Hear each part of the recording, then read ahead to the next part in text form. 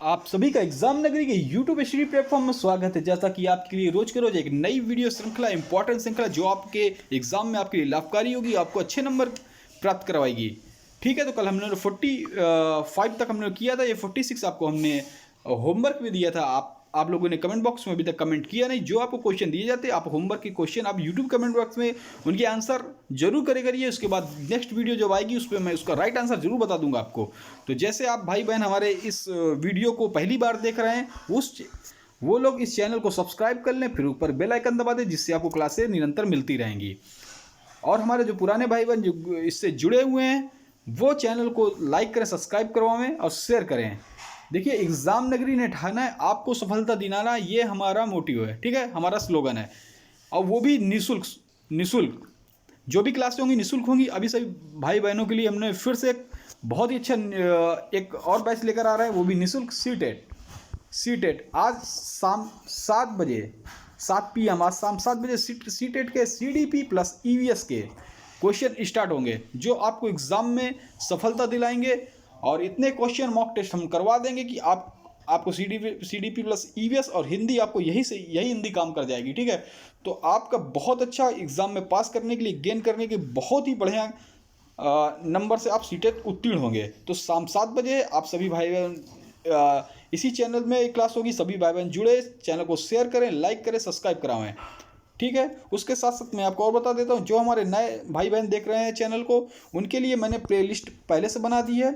वो जाकर पूरी क्लासें व्याख्या सहित और एक एक टॉपिक जो शुरुआत से हिंदी साहित्य के काल विभाजन से आदिकाल, रीतकाल, भक्तिकाल, आधुनिक काल, प्रयोगवाद, छायावाद, प्रगतिवाद, उपन्यास, एकांकी, रिपोर्टाज, जो भी हिंदी साहित्य TGT PGLT का जो टॉपिक है, उसी टॉपिक के अनुसार हमने पूरी क्लासें की PDF प्लेलिस्ट बना दी। और PDF के लिए आप हमारे टेलीग्राम एग्जाम नगरी यूपीटेट सीटेट या PDF वाले ग्रुप में जुड़ सकते हैं, जिससे आपको PDF भी मिल जाएंगी। ठीक है, तो चलिए अब स्टार्ट करते हैं। उससे पहले आप जल्दी से चैनल को सब्सक्राइब करें, लाइक कर लें, शेयर कर दें। देखिए, सब्सक्राइब करने के बाद बेल आइकन दबा दें, जिससे आपको क्लासें मिलती रहे। उसके साथ साथ विद्यार्थी दैनिक जीवन से जुड़ी हुई कोई भी सूचना हो, चाहे रिजल्ट संबंधी हो, चाहे किसी रिजल्ट की हो, चाहे किसी भर्ती की हो, चाहे किसी नौकरी या विद्यार्थी हित से जुड़ी कोई भी ऐसी सूचना जो आपके हित से जुड़ी हुई, वो एग्जाम नगरी अब तक प्रोवाइड कराएगा। तो सबसे पहले, और उसके साथ साथ क्लासें, तो देखिए सीटेट की क्लास आज 7 बजे होगी, और अभी 3 बजे से आपकी हिंदी साहित्य की क्लास होगी, जिसमें हिंदी साहित्य प्लस व्याकरण। ये जो क्लासें आपको DSSB, NVS, शिक्षक भर्ती, UP SSC, वीडियो री एग्जाम, ARO, RO या खंड शिक्षा अधिकारी जो पेपर BEO हो रहा है, सभी के लिए ये एक क्लास इंपॉर्टेंट होती है। कि मैं हमेशा कहता हूँ कि जो बड़े से सिलेबस से अगर हम तैयारी करते हैं, उसी से छोटे सिलेबस पे उसी से क्वेश्चन छोटे बनते हैं। मैं इसका हर एक क्वेश्चन आपको बताता रहता हूँ कि यहाँ से क्वेश्चन किस किस में आए हुए हैं, यहीं से क्वेश्चन उठाकर हर एग्जाम में रखे जाते हैं। तो चलिए ज़्यादा देर न करके स्टार्ट करते हैं। चैनल को जल्दी लाइक करें, सब्सक्राइब करें, शेयर करें। ठीक है, अब ये देखिए, उस छंद का नाम बताइए जिसमें विषम चरण 11-11 मात्राएं होती हैं और सम चरणों में 13-13 मात्राएं होती हैं। इससे पहले 45वें नंबर हम लोग ये कर चुके हैं। ठीक है,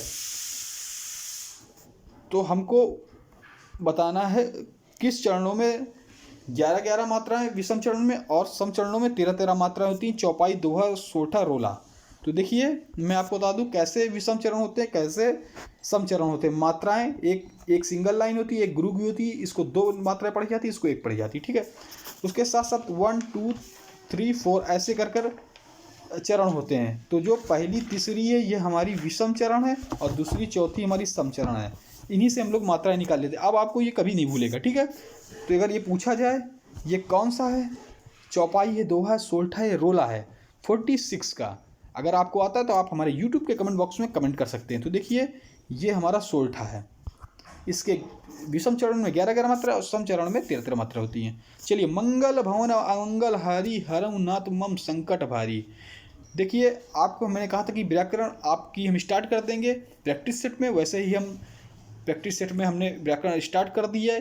क्योंकि आप TGT PGT देख रहे हैं, ये आपका एग्जाम नवंबर में होना था, लेकिन ये अब बढ़ चुका है, फरवरी में होगा। तो आपको जो प्रैक्टिस आपको भूले ना, छूटे ना, इसलिए एग्जाम नगरी ने ठाना आपको सिलेक्शन दिलाने के तहत अब ये डेली प्रैक्टिस सेट होगी। इसमें हर टॉपिक के क्वेश्चन रखे जाएंगे, चाहे वो किसी भी टॉपिक के हों, छायावाद, आदिकाल, रीतकाल, भक्तकाल, निर्गुण, सगुण, भक्ति, सभी के क्वेश्चन रखे जाएंगे, प्लस ग्रामर क्वेश्चन रखे हैं, जिसके आपका रिवीजन अच्छा हो। मैं कहता हूँ अगर आपने पूरी हमारी श्रृंखला देखी होगी तो आपको एक भी क्वेश्चन कहीं बाहर से नहीं मिलेगा, आपको सिलेक्शन पक्का होगा। तो चलिए देखते हैं। मंगल भवन मंगलहारी, हरोनाथ मम संकट भारी, पंक्ति में कौन सा छंद है? चौपाई, सोलठा, दोहा, रोला। आपने चौपाई पढ़ी होंगी रामायण वगैरह में, तो ये मंगल भवन मंगलहारी ये हमारी चौपाई है।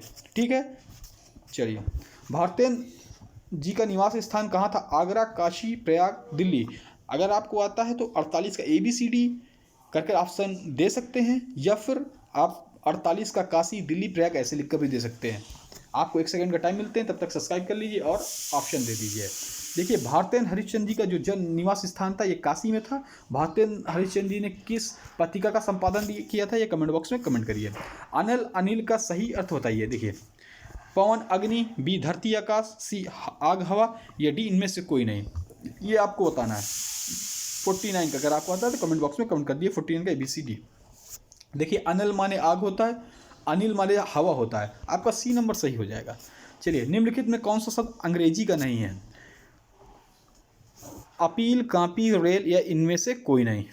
50वें नंबर का क्वेश्चन है, अगर आपको आता है तो बता दीजिए। देखिए, इसका D आंसर हो जाएगा, इनमें से कोई नहीं। ठीक है, चलिए। निम्नलिखित निर्देश है कि 51 से 55 तक निम्नलिखित प्रश्नों के शब्द किस भाषा के हैं?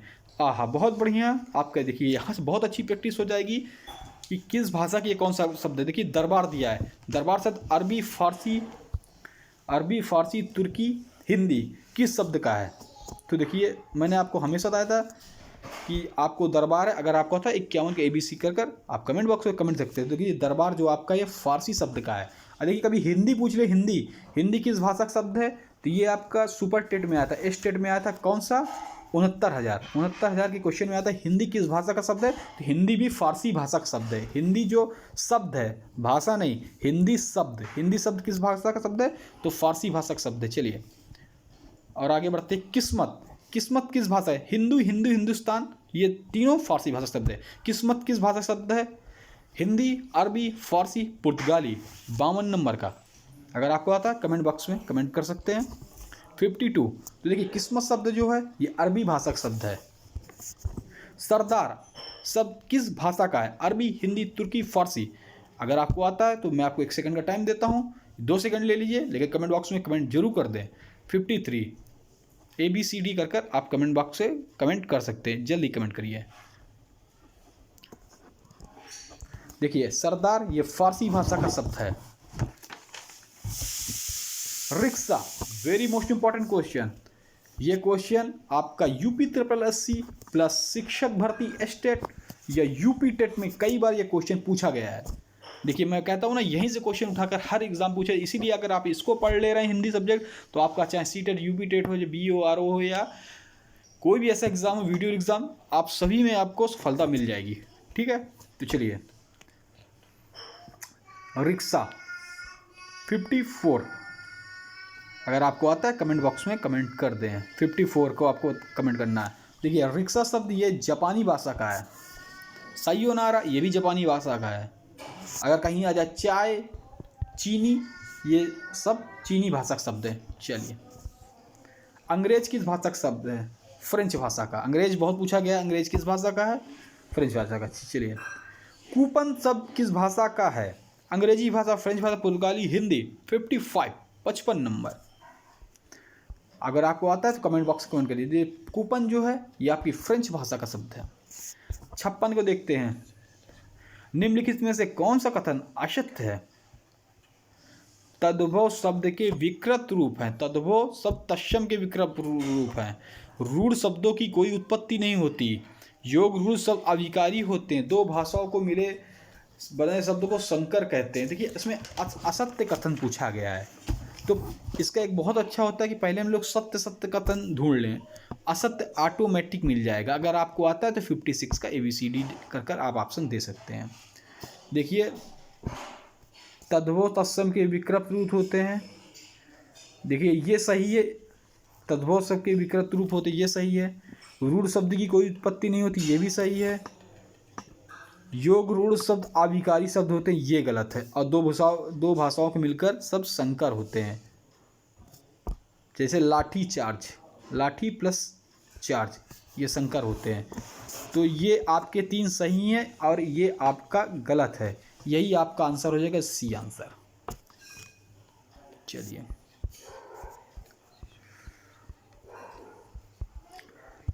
57, को घाटी ए वृष भानुजा, को घाटी ए वृष भानुजा के हलदर के वीर में कौन सा अलंकार है? ये आपका जो 57 का, ये आपका प्रीवियस ईयर्स का क्वेश्चन है, टीजीटी पीजीटी का। चलिए आपको बताना है, उत्प्रेक्षा अलंकार श्लेष यमक या अनुप्रास, को घाट की वृष भानुजा वे हलदर के वीर। अलंकार बताना है। अलंकार ग्रामर क्लास में बहुत जल्द लाऊंगा, जल्दी ही स्टार्ट करूंगा आप सबके लिए।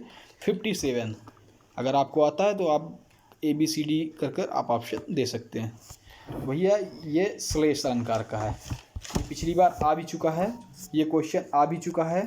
टीजीटी पीजीटी आपका 2022 का क्वेश्चन मेरे ख्याल से ये आ भी चुका है। 2021 का है, ये आ भी चुका है।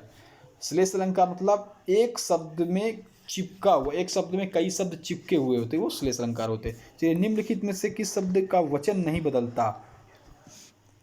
ओठ, अछत, प्राण या ये सभी। 58 नंबर। अगर आपको आता ABCD कर ऑप्शन दे सकते हैं।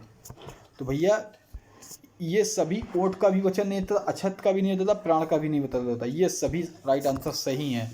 इनका कभी वचन नहीं बदलता, ये जो वचन के होते हैं वही होते हैं। ठीक है, जैसे प्राण प्रखेड़ू निकल गए, प्राण निकल गए। ठीक है, चलिए मैं सुकुमारी नाथ बनूं जोगू, मैं सुकुमारी नाथ बन जोगू, तुम ही उचित तप को कहूँ भोगू। में कौन सी वक्रोक्ति है? श्लिष्ट वक्रोक्ति, ध्वनि वक्रोक्ति या काकु वक्रोक्ति? वेरी मोस्ट इंपॉर्टेंट क्वेश्चन, इसको आप देख लें, बहुत ही इंपॉर्टेंट क्वेश्चन, ये आपको देखने को मिल सकता है एग्जाम में।